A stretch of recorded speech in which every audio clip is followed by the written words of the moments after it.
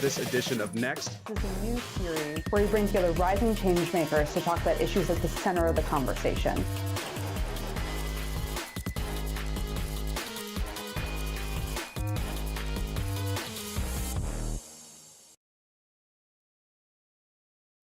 Hello and welcome to Next on Washington Post Live. This is where we take a closer look at up-and-coming change makers. We're looking at rising stars who have caught our eye from Capitol Hill to the film and TV industry and everywhere in between. I'm Nicole Dungca and I'm an investigative reporter at the Washington Post. Before she was stealing scenes on HBO's The Sex Lives of College Girls, Lauren Lolo Spencer was making waves on YouTube with videos about how to live her best life with ALS. She's here today to talk about being a disability lifestyle influencer and encouraging others to access your drive and enjoy the ride. Lolo, welcome to Washington Post Live, and thank you for talking with us. Of course. Thank you for having me. I'm very excited about this conversation. Thanks. Before we get going, I'd like to give a visual description of myself. I am a brown-skinned Filipino-American woman, and I'm wearing a black turtleneck, and I have long black hair. Lolo, would you please give a visual description of yourself before we get started? Yes, so I am a brown-skinned Black woman with red and black braids, gold hoops, and a gold necklace with an orange and black striped sweater. And I am loving the hoops. So let's get started. I wanted to start off by quoting you, actually. You once said, "I just made a decision that I was going to live my life to the fullest. ALS was not going to be my story." Can you tell us a little bit about what sparked your mentality with that? Yeah, it definitely was something when I had first learned about what my diagnosis was and learning more about it. There was just something instinctively inside of me. And sometimes it sounds a little weird or whatever, but there was something intuitively inside of me that was like, whatever they're saying is supposed to happen based on the statistics of what this diagnosis is. I just knew wasn't going to be my story. I just didn't accept it. It wasn't anything I wanted to accept. And truly, inside, it didn't feel like it was my truth. So I just made that decision. I was like, yeah, that's not happening to me. Yeah, you have a new book coming out. It's called Access Your Drive and Enjoy the Ride. And in it, you say, "My goal is not to inspire anyone. I'm just going to share my truth, a different perspective on something that's been misrepresented for so long." So, what can readers expect to learn about you and your journey in this new book? I think what people can expect is to know that whatever people's ideas of what disability lifestyle looked like or what it meant to live with a disability is going to be completely debunked. I mean, there are moments that I'm sharing from my personal life that, of course, my disability plays a major role in it. But I think a lot of the times people have these assumptions about, oh, to live with a disability, you get bullied in school, or, people take advantage of you in negative ways. And that honestly was not my experience. I definitely have my challenges, which I explain in the book what those were. But ultimately, it was about how having a disability gave me the leverage to take control of my life and make decisions that were always with my best interest at heart. Yeah, you talk a lot about that on your YouTube channel, Sitting Pretty, where you talk about the real deal on life with the disability. And now also you have a lot of Instagram followers, and some of your videos have been really great in terms of capturing the humor of living with a disability. And we actually have a video for one of those. So let's take a look here. Here we go again.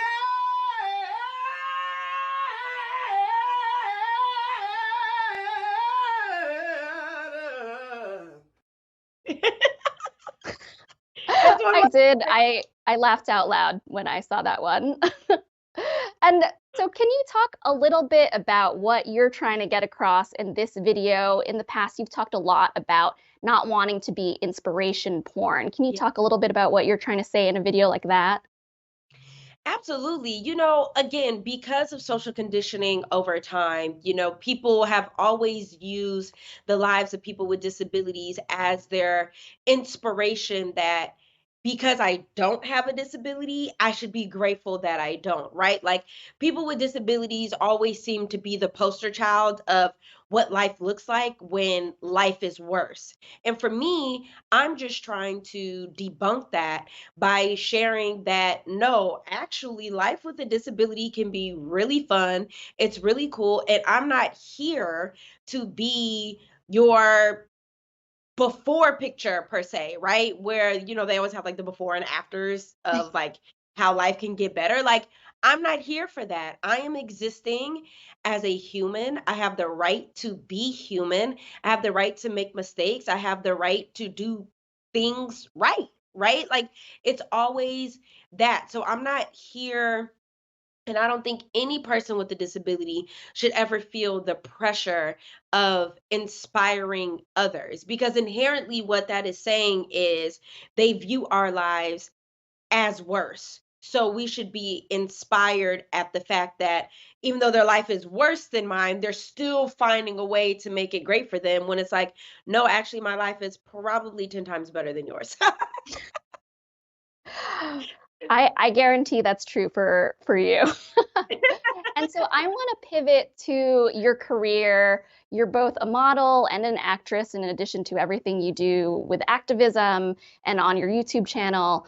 Can you talk a little bit about that path? I've heard you talk about almost falling into some of these careers by accident.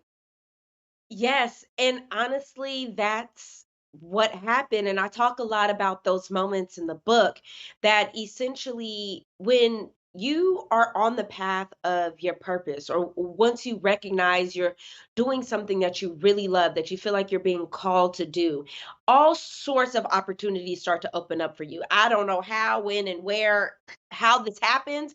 It's just like this intuitive, universal thing. And so for me, it was about taking advantage of the opportunities in order to use it as a vessel for my greater purpose. And so when all of these opportunities to act, to model, public speaking came about, it was really more so about, okay, this opportunity is here. It's not compromising my moral compass. There's nothing wrong with what is happening with this opportunity. This is something worth trying because I know that if I show up in this space and through this opportunity, what it could mean for others is much greater than maybe my own fear or insecurity behind whether or not I feel like I'm a good enough model or actress. So that's more so what all of those opportunities were about. And it really just boiled down to making those decisions. And one of those opportunities is playing Jocelyn on HBO's The Sex Life of College Girls. And she's a very brash, confident, sex positive woman. You've described her as a college version of yourself. I mean, what Yes. does it mean for people to be able to see a sex positive Black woman with a disability on such a popular TV show? Oh my gosh, it means everything to me. I mean, the amount of people that come up to me in person, disability or not, they're like, oh my gosh, I love Jocelyn. I want her to be my friend in real life. Like, it's a real thing. And that's the kind of impact with anything that I do that I want to be able to have. Because the thing that's so beautiful about Jocelyn is as they're watching her on screen, they're seeing her for her personality. They're seeing her for who she is as a person. The wheelchair is kind of sort of just there. That's just like how she moves around. So the fact that people are falling in love with her because of who she is as a character is absolutely incredible. And that is the kind of representation you want to have when you are creating content as big as a TV show or film or even in advertising. It's really about focusing on the person's humanity first. And then, disability can be the cute cherry on top. That's a great way of putting it. And I mean, growing up, did you feel like you saw yourself represented in the media when you watched TV, when you watched films?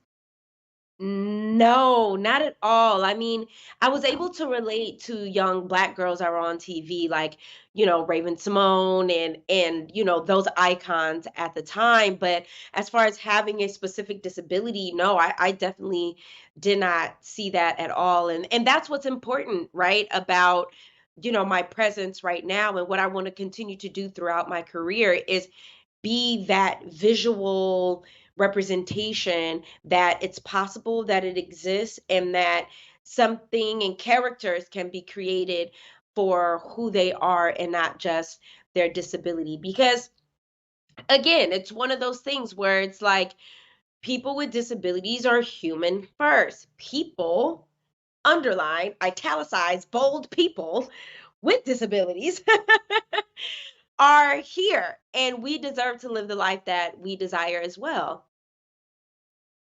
Yeah, I mean, in the YouTube space, you were able to cultivate a community that attracted a lot of people who may have had disabilities. What was it like going from an audience like that to navigating an industry like film, an industry like TV, which for a long time has been not representative of the world that we see? What was that like?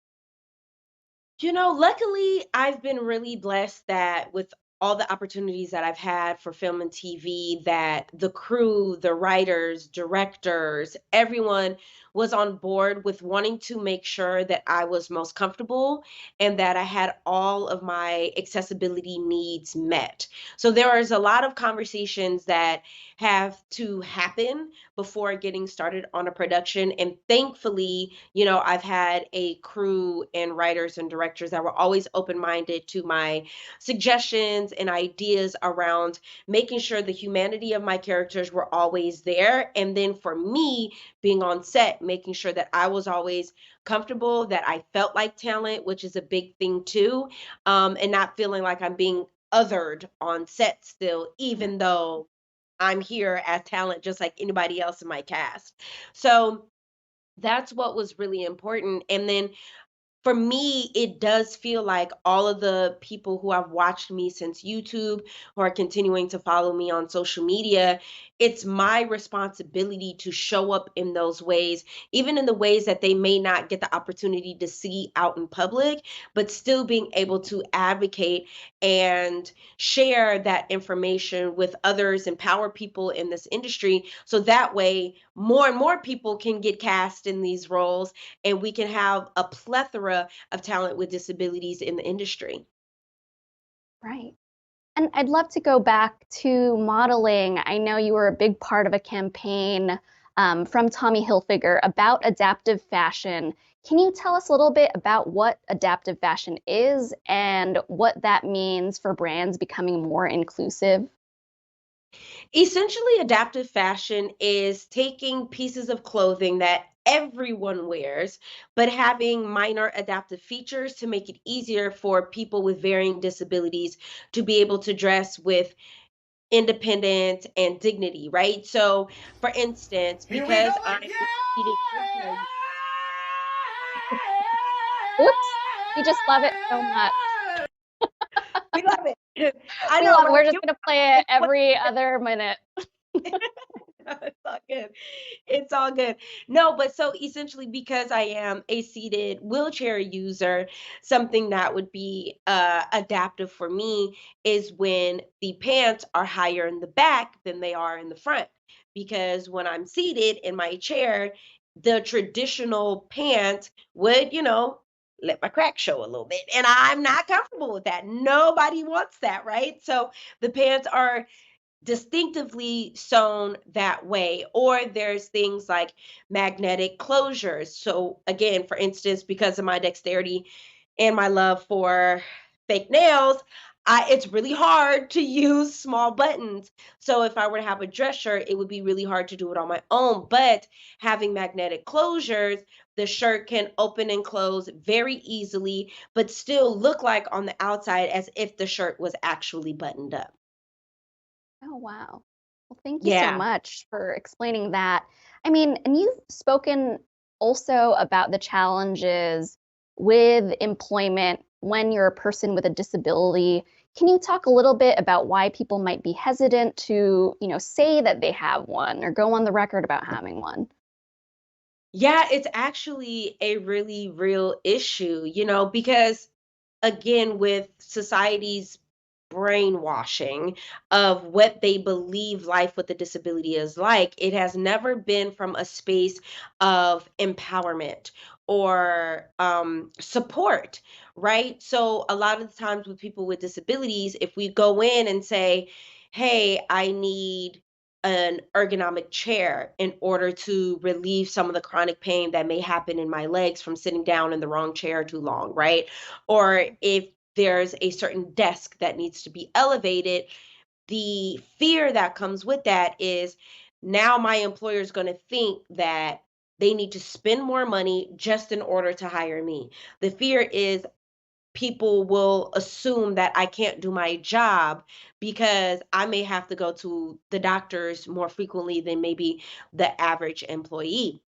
And so a lot of the times people don't like to share that they have these disabilities in fear that they may be looked at as not being capable of doing their job or looked at as a hindrance or a burden for their employer when really all we're trying to do is make a living for ourselves because we want to live independently too.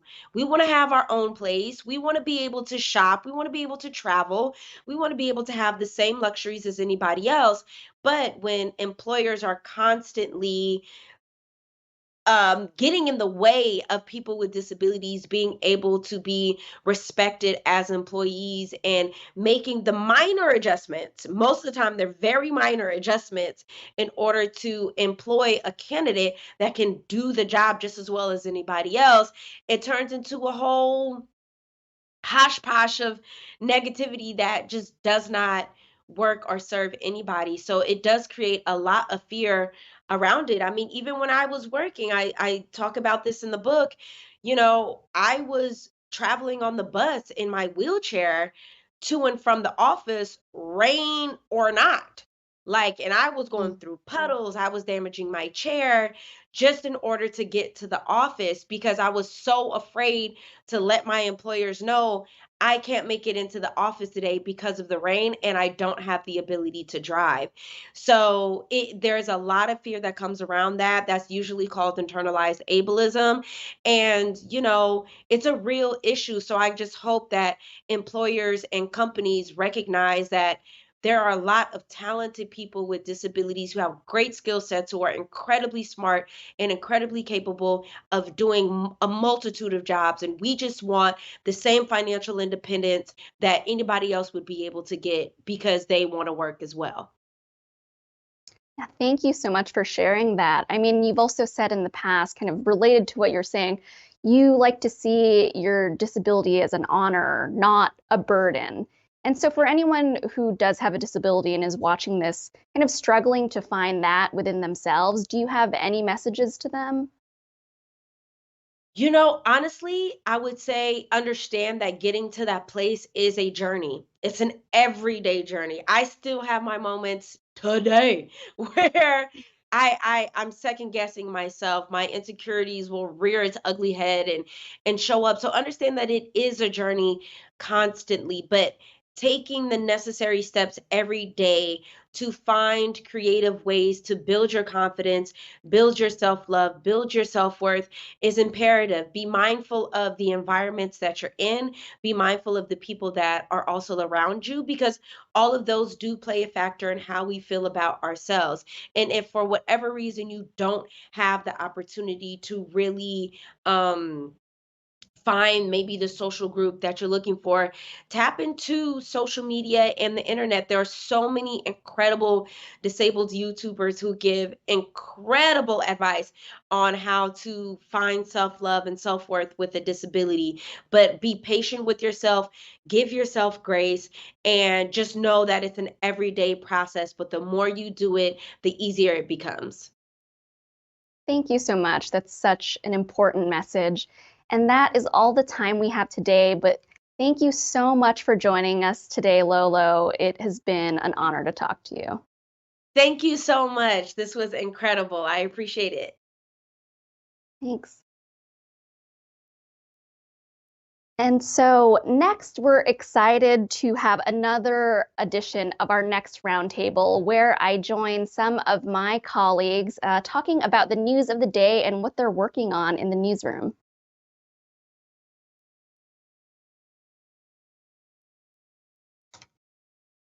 Joining me today are Teddy Amenabar and Amanda Morris from the Post's Well+Being team. Thank you so much for coming to join me today, both of you. Amanda, do you want to start with a visual description of yourself? Yeah, so I am a white woman with long brown hair. I'm sitting in the office and I'm wearing a blue flowery shirt. And Teddy, if you could have one too, that'd be great. Yeah, I am a white man with short brown hair and glasses, and I am also in the newsroom right now. And so, Amanda, let's start with you. We just had that conversation with Lolo Spencer. What's it mean to be casting more disabled actors? What does this mean for the narrative of disabilities in the media and being able to represent them? Yeah, so actually, it's been really exciting to see over the last couple of years, especially more and more disability representation in the media, in the news. That's obviously what I cover. And just throughout society, like before 1990, people with disabilities were very much still segregated.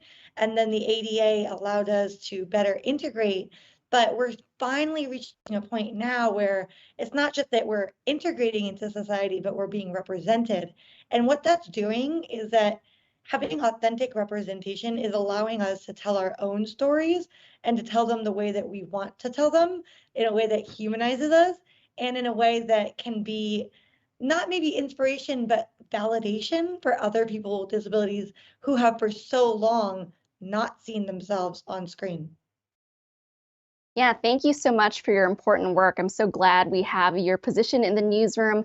And I also want to talk a little bit about some of the stories you're working on right now. You're working on something about the relationship between COVID and POTS, which is a disorder that includes an increased heartbeat. Do you want to talk a little bit more about that story?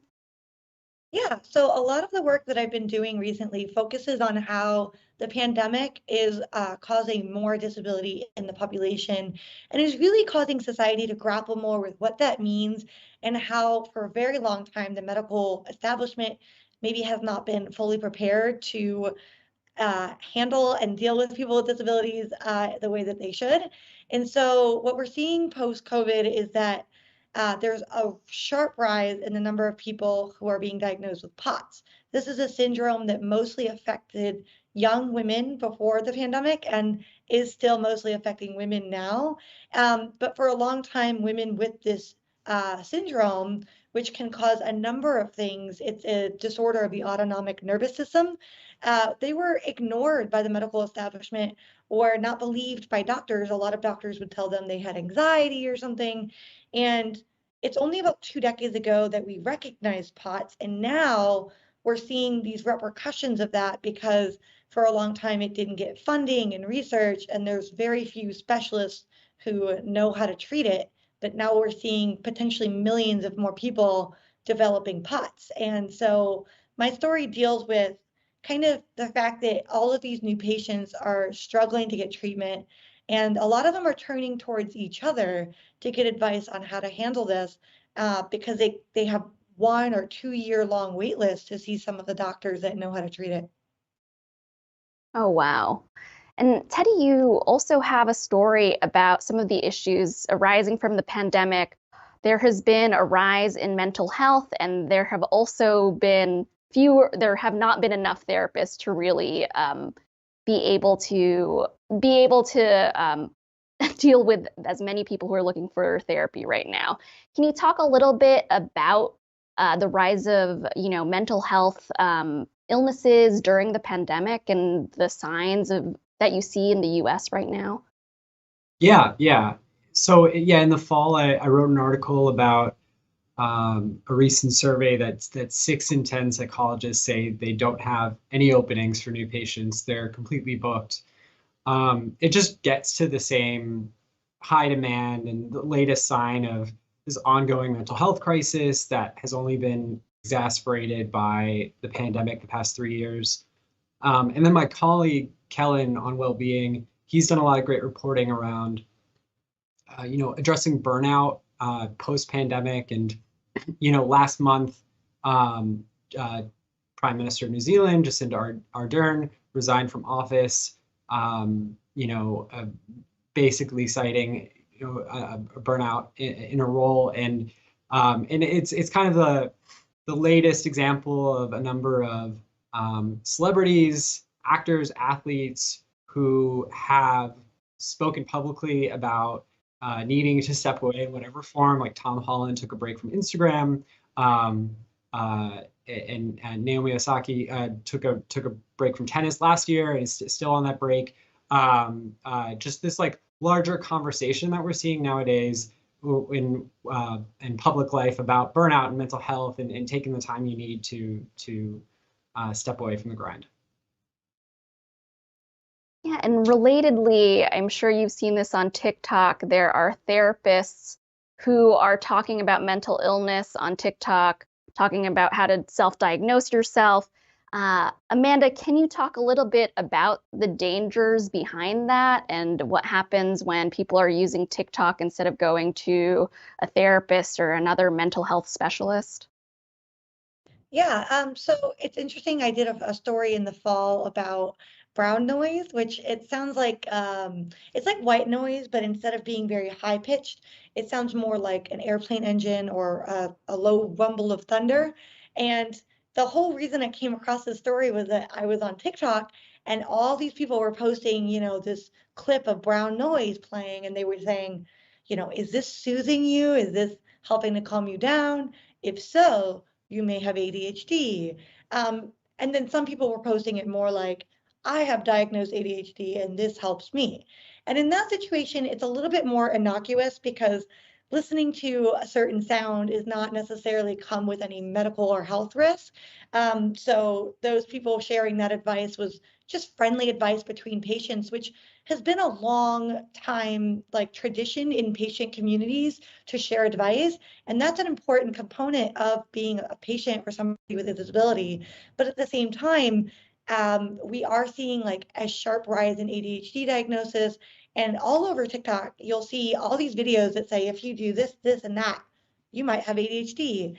And I think it just gets a little bit tricky sometimes because not everybody on TikTok or social media is a professional, and not everybody's going to have access to professionals. So people might be turning to social media for health advice when they really should be trying to figure out how to see a doctor or something. And what we really need is better access to that, to healthcare and things for people with disabilities and mental health issues, which, Teddy's been covering. And Teddy has covered a lot of different trends around social media and misinformation as well.